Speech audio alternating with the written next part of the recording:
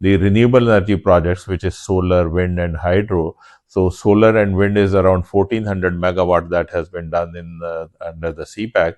And similarly, there are two largest hydropower projects in the private sector in Pakistan, which has been done under the CPEC. One is the 884 megawatt Suki Kinari hydropower projects, and the other one is 720 megawatt Karot hydropower projects. So these are the two largest hydropower projects, hydro IPPs, which has been done in the private sector in the China-Pakistan economic corridor. So this has helped a lot in bringing in cheap, environmental friendly and renewable energy in Pakistan.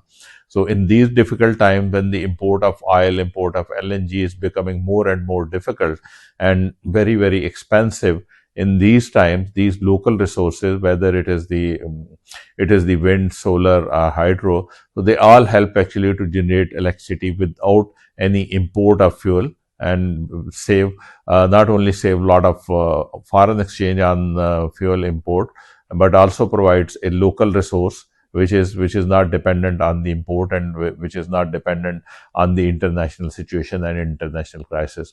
So this is a major contribution of the China-Pakistan economic corridor, that they have made Pakistan self-sustainable and self-sufficient in terms of power generation. By early 2026, Pakistan has quietly become a blueprint for clean energy adoption.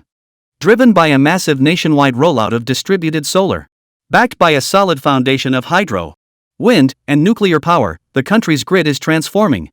Fueled Chinese investments under the China-Pakistan Economic Corridor, CPEC, Pakistan is finally ending its era of chronic power shortages and fast-tracking a transition to renewable energy.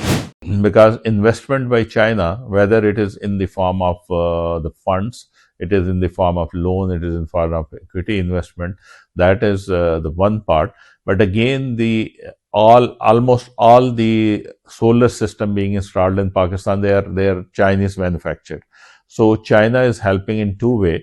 One is the supplying efficient and cheap, reliable solar equipment to Pakistani consumers, and secondly, making investment into the IPPs. So when we talk about this thing, I think there is some quantum of wind also in the next 10-year plan, and there is quantum of solar also. So maximum investment and maximum installation will be done by the Chinese companies. So this is, I think, where Chinese companies have a lot of room. Pakistan is undergoing an energy revolution spearheaded by solar power under CPEC.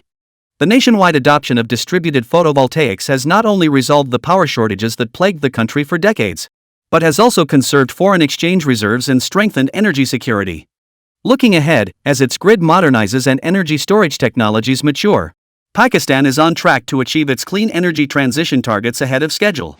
And going forward, it is expected that there will be investment opportunities for the Chinese companies to come and set up these projects, transmission projects on BOT basis. So that is another opportunities, I think, which is directly related to the expansion of renewable energy in Pakistan, and which provide opportunity to the Chinese companies, Chinese investors, not only to supply the equipment and work as EPC contractor, rather invest into the project where they can actually own and operate these projects for 25 years, like I have mentioned the model of Matari Lahore transmission line.